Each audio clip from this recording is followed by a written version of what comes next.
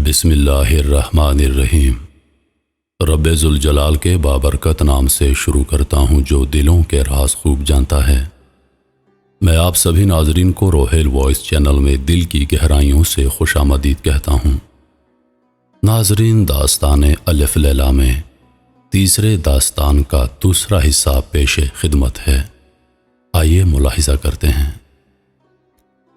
علی کی شادی کے بعد حسین اور احمد نظر نہ آئے تو بادشاہ نے وزیر سے پوچھا، کہنے لگا، حضور حسین تو گوشہ نشین ہو گئے لیکن احمد کا پتہ نہیں کہ کہاں چلے گئے ہیں۔ بادشاہ بہت پریشان ہوا اور منادی کروا دی کہ جو احمد کو ڈھونڈ کر لائے گا اسے منہ مانگا انعام ملے گا، لیکن اس کا پتہ نہ چلا۔ آخر ایک روز بادشاہ نے نجومیوں کو بلا کر احوال دریافت کیا تو نجومیوں نے حساب لگا کر کہا، حضور شہزادہ زندہ سلامت اور بڑے عیش و آرام میں ہیں اور عنقریب آپ سے ملیں گے۔ بادشاہ اس دن سے اس کی آمد کا انتظار کرنے لگا۔ احمد پری بانو سے رخصت ہو کر باپ سے ملنے چلا تو راہ میں لوگوں نے اس کو دیکھا تو لوگوں کا ہجوم جمع ہو گیا اور محل تک ہمراہ آیا۔ بادشاہ نے پوچھا، یہ کیسا شور ہے؟ لوگوں نے عرض کیا، حضور شہزادہ احمد آئے ہیں۔ اتنے میں احمد آ کر باپ کے قدموں میں گر گیا۔ بادشاہ نے اٹھا کر سینے سے لگا لیا اور پوچھنے لگا، تم کہاں چلے گئے تھے؟ معلوم ہے نور النہار کی شادی علی سے ہونے کی وجہ سے تم ناراض ہو گئے، لیکن پھر بھی کم از کم مجھے اپنا پتہ تو دیتے۔ احمد نے کہا، میں اپنے تیر کی تلاش میں گیا تھا، پھر ایسی جگہ پہنچ گیا کہ اس کو عرض نہیں کر سکتا۔ بہرحال اب میں خوش ہوں اور جلدی جلدی قدم بوسی کرتا رہوں گا۔ بادشاہ نے کہا، تم خوش ہو تو میں خوش ہوں، مجھے تمہارا راز معلوم کرنے کی خواہش بھی نہیں ہے، بس اتنا ہے کہ کبھی کبھی صورت دکھا دیا کرو۔ احمد نے وعدہ کیا کہ وقتاً فوقتاً حاضر ہوتا رہوں گا۔ اس کے بعد باپ سے رخصت ہو کر پری بانو کے پاس آیا، وہ بھی اس کا انتظار کر رہی تھی۔ بڑی محبت سے استقبال کیا۔ پری بانو کو روز بروز احمد سے زیادہ محبت ہو رہی تھی۔ وہ ایک لمحہ بھی اسے نظروں سے اوجھل نہ ہونے دیتی، لیکن یہ اجازت دی تھی کہ ہر مہینے 3-4 روز کے لیے والد سے ملنے چلے جایا کرو۔ غرض دونوں بڑے پیار اور محبت سے رہتے رہے۔ احمد ہر مہینے باپ سے ملنے جایا کرتا اور ہر بار اس کی شان و شوکت پہلے سے زیادہ ہوتی۔ بادشاہ کے وزیروں میں ایک وزیر احمد کی شان دیکھ کر حسد کرنے لگا۔ ایک روز موقع پا کر اس نے شہزادی کی شکایت بادشاہ سے کر دی، احمد اپنی جائے رہائش آپ سے پوشیدہ رکھتے ہیں اور میں دیکھتا ہوں کہ ان کی حشمت و دولت روز بروز بڑھ رہی ہے، کہیں وہ فوجی طاقت پیدا کر کے آپ پر حملہ نہ کر دیں اور آپ بے خبری میں نقصان نہ اٹھائیں۔ نور النہار کی شادی کے سلسلے میں وہ ناراض بھی ہیں۔ اس وقت یہ بات بادشاہ کو بھی کھٹک گئی۔ اس نے ہر طرف آدمی روانہ کیے لیکن کوئی پتہ نہ چلا۔ آخر اس نے ایک بوڑھی جادوگرنی کو بلایا اور کہا، تم احمد کی جائے رہائش معلوم کر دو۔ جادوگرنی وعدہ کر کے چلی گئی۔ جب احمد کے آنے کا وقت آیا تو وہ منتظر رہی۔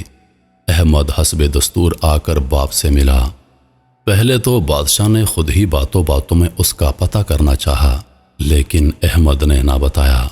جب رخصت ہو کر چلا تو وہ جادوگرنی چھپ چھپ کر پیچھے ہو لی۔ احمد جنگل میں آ کر دروازے میں داخل ہو گیا۔ جب جادوگرنی نے دیکھا تو احمد غائب تھا۔ وہ پریشان ہو گئی۔ بات ہی ایسی تھی کہ دروازہ بغیر پری بانو کی مرضی کے کسی کو نظر آنا ممکن نہ تھا۔ وہ جادوگرنی بڑی چالاک تھی۔ اس نے دوسرے مہینے کا انتظار کیا اور جب احمد نکلا تو وہ بیمار بن کر راستے میں پڑ گئی۔ احمد نے اس کا حال سنا تو بڑھیا کو اپنے ساتھ لا کر پری بانو کے سپرد کر دیا کہ اس کی خبر گیری کرنا، اور خود باپ کے پاس چلا گیا۔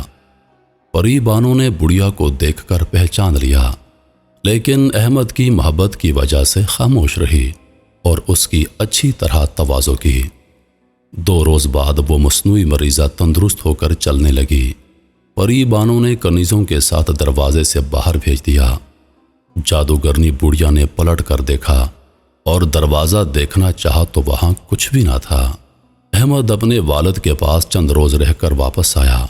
بڑھیا جادوگرنی بادشاہ کی خدمت میں حاضر ہوئی اور کل حال بیان کر دیا اور کہنے لگی، احمد آپ کا سعادت مند بیٹا ہے، میں نے اس کا تمام حال دریافت کر لیا ہے، وہ خوش ہے اور اس سے آپ کو کوئی خطرہ نہیں۔ بادشاہ سلامت، آپ بے فکر رہیے، احمد آپ کو کوئی نقصان نہیں پہنچائے گا، اس کو اپنے حال پر رہنے دیں۔ اگر آپ نے اس کے ساتھ چھیڑخانی کی تو پری آپ کو نقصان پہنچا سکتی ہے۔ میرا مشورہ یہی ہوگا کہ احمد کو آپ خوش رہنے دیں۔ اب بادشاہ کو حسین کی یاد آنے لگی۔ اس نے اپنے تمام وزیروں کو بلایا اور کہا کہ تم سب لوگ حسین کی تلاش میں نکل جاؤ اور دیکھو کہ وہ کہاں پر ہے۔ حسین اپنے باپ سے بچھڑ کر ایک دوسری ریاست میں چلا گیا تھا تو وہ حسین اور سمجھدار بھی۔ وہ وہاں کے وزیر کے پاس رہنے لگا۔ کچھ عرصے کے بعد وزیر نے اپنی بیٹی کی شادی اس سے کر دی۔ وزیر نے اپنی تمام جائیداد حسین کے نام کر دی۔ حسین اس ریاست میں سب کی آنکھ کا تارا بن گیا اور ہنسی خوشی زندگی بسر کرنے لگا۔ بادشاہ کے وزیروں نے جب حسین کا حال دریافت کیا تو بادشاہ کے پاس آ کر کہنے لگے کہ ہم نے حسین کا حال دریافت کر لیا ہے، وہ خوش ہیں اور شہر کے وزیر کی بیٹی کے ساتھ ان کی شادی ہو گئی ہے۔ وہ اس ریاست میں سب کی آنکھ کا تارا ہیں، ان کو کسی چیز کی کوئی کمی نہیں۔ بادشاہ نے ایک خط لکھا اور حسین کی خدمت میں روانہ کر دیا کہ فلاں دن کی شام کو آپ تمام لوگوں نے میری دعوت میں آنا ہے۔ بادشاہ کے سپاہیوں نے وہ پیغام حسین تک پہنچا دیا۔ جب اس دن کی شام کا وقت آیا تو بادشاہ کے تینوں بیٹے اس کی خدمت میں حاضر تھے، ماں اپنی بیویوں کے۔ بادشاہ بہت خوش تھا، اس کے تینوں لڑکے بہت خوش تھے اور ایک خوشگوار زندگی گزار رہے تھے۔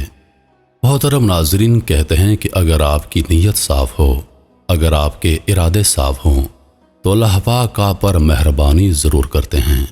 بادشاہ کے تینوں بیٹوں کی نیت صاف تھی، گو کہ وہ تینوں نور نہار سے شادی کرنا چاہتے تھے، لیکن ظاہر سی بات ہے کہ شادی کسی ایک سے ہونی تھی، لیکن دوسروں کی نیت صاف تھی اور اللہ تعالیٰ نے ان تینوں کو بھی ایک خوشگوار زندگی عطا کی۔ اس کے ساتھ ہی اس کہانی کا اختتام ہوا چاہتا ہے۔ اپنی رائے کا اظہار ضرور کیجیے گا کہ الف لیلا کی داستانیں آپ کو کیسی لگتی ہیں۔ انہی لفظوں کے ساتھ میں اجازت چاہوں گا، اس امید کے ساتھ کہ سانسوں وفا کی تو اگلی بار ایک اور ویڈیو لے کر آپ کی خدمت میں حاضر ہوں گا۔ تب تک کے لیے خدا حافظ۔